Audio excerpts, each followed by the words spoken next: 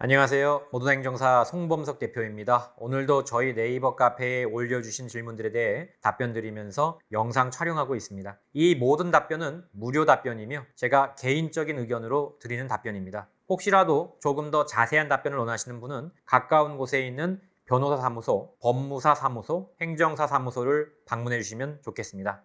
영상은 전날 올라온 질문에 대해서는 음성만을 통해 화면으로 답변을 드리는 형식이 있고, 평소 여러분께서 궁금해하시는 부분에 대해서 제가 화면에 나오는 영상으로 촬영해 드리는 형식이 있으니 이 점 참고 부탁드립니다.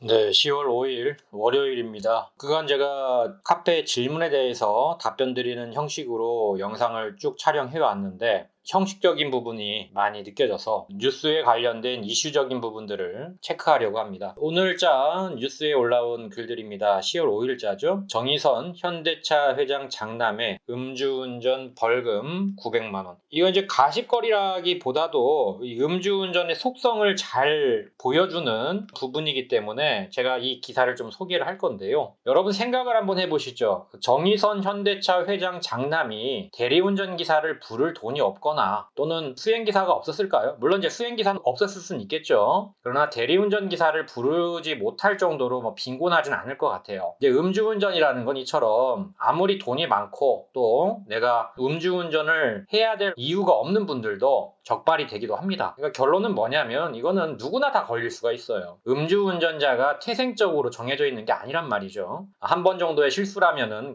거듭된다면 그건 이제 용서가 안 되겠지만 한 번 정도의 경미한 실수라면은 다시 우리 건전한 사회 구성원이 될 수 있도록 왜 누구든지 다 될 수가 있으니까요. 그런 차원에서 물론 죄는 지었으니까 벌은 받아야겠죠. 다시 한번 보듬을 수 있는 우리 사회 구성원으로 생각을 하시면 좋겠어요. 뺑소니 치고 사람 죽이고 이런 것들은 이런 분들은 여기 해당은 안 됩니다. 나눠보자는 거죠. 경미하게 적발되신 분들에 한해서는 좀 나눠보자는 거예요.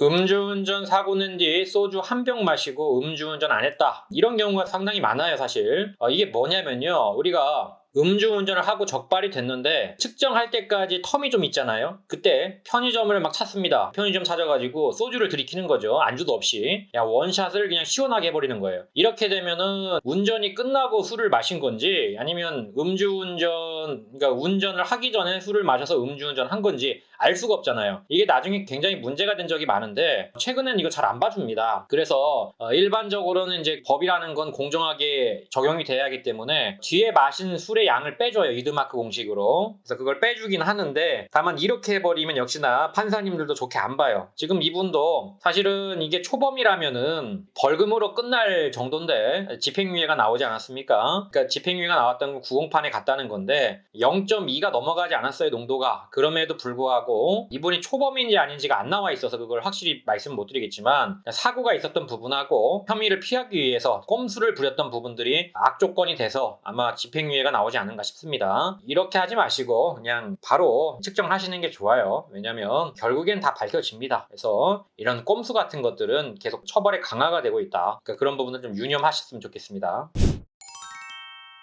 자, 최근에 또 이슈가 되고 있는 장용준 씨죠. 노엘이라는 예명으로 래퍼 생활을 하고 있는 모 국회의원의 아드님이시죠. 음주 측정 거부가 당초에 문제가 됐는데 음주 측정 거부 같은 경우에는 이제 밝히기가 쉽지 않다라고 나와 있습니다. 기사를 보면요. 서초경찰서는 장 씨가 사고 당일 방문한 주점의 CCTV 영상 등을 확보한 것으로 전해졌다. 술 냄새가 났다. 이 정도는 나와 있지만 지금 그 구속영장 신청을 했을 때에는 음주운전 혐의는 포함되지 않다라고 써 있어요. 음주 측정 거부, 무면허 운전, 자동차 파손, 상해, 공무집행 방해 이렇게 돼 있고 전문가들은 사고 당시 현장에서 장 씨가 음주 측정에 불응해 음주운전 여부를 사후 수사로 밝히는 데는 어려움이 있기 때문으로 보인다고 말했다. 이런 점 때문에 경찰은 통상 음주 측정 거부로 입건한 피의자는 추가로 음주운전 혐의를 적용하지 않고 송치해왔다. 경찰이 장 씨의 음주 CCTV 영상을 확보했다면 음주 측정 불응죄의 성립 조건인 음주한 것으로 상당히 의심되는 경우를 충족하기 때문에 충분하다. 매우 구체적인 음주량과 시간 등이 확인되지 않으면 음주운전을 입증하기는 어려울 것이다. 자, 근데 이 기사가 좀 웃긴 게 사실 음주 측정 거부가 되면 음주운전을 따로 이렇게 입증할 필요는 없어요. 음주 측정 거부 자체가 더 이제 형량이 세거든요. 이 부분에 대해서는 지금 논란이 있는데 음주 측정 거부가 더 형량이 센 게 맞습니다. 거기에 대해서는 이제 우리가 정정된 기사들을 보셔야 돼요. 기자님들이 이걸 좀 오해를 하셔가지고 음주 측정 거부가 더 이 혐의가 낮다라고 생각하는데, 법률을 풀어서 검토하면은 음주 측정 거부가 여전히 더 세요, 음주운전보다. 그러니까 더 센 처벌을 하기 때문에 굳이 음주운전을 갖다가 넣을 필요가 없는 거죠. 이게 경합이 되는 거니까. 음주 측정 거부가 들어갔기 때문에 뭐 음주운전이 인정이 안 된다, 뭐 혐의가 빠졌다, 이렇게 보기엔 좀 어려워요, 이거는. 일단은 상당한 개연성이 있기 때문에 음주 측정 거부가 인정이 된 거니까 거기서 굳이 음주운전 혐의를 논할 이유가 있나, 기사를 바로잡아야 하지 않나 싶습니다. 네, 그리고 관련해서 질문에 대한 답변 하나 드릴게요. 10월 4일날 올라온 그 질문인데요.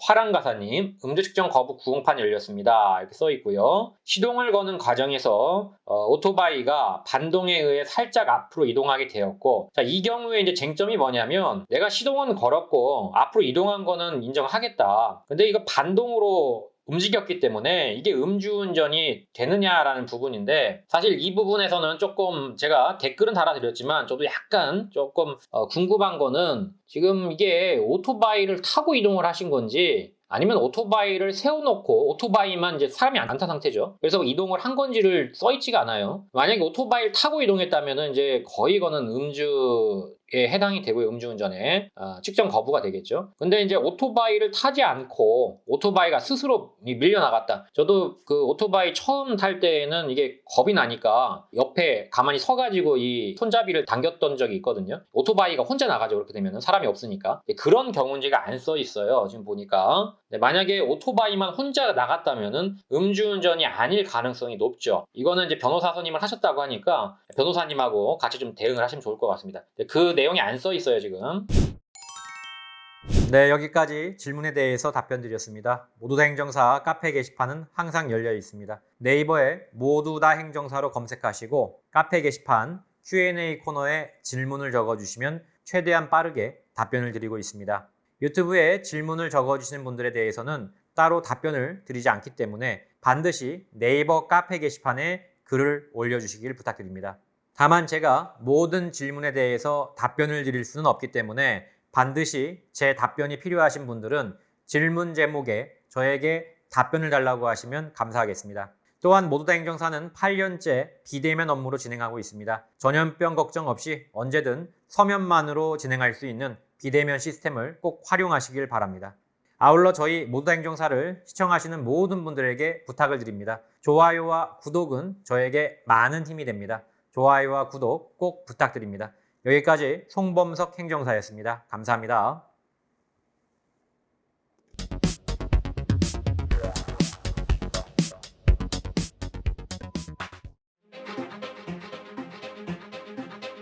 모두 다 감옥 보낼 수는 없는 거 아닙니까? 이 중에서 경중을 따져서 억울하거나 또는 경미하신 분들은 한 번 더 기회를 줘야 되지 않을까요?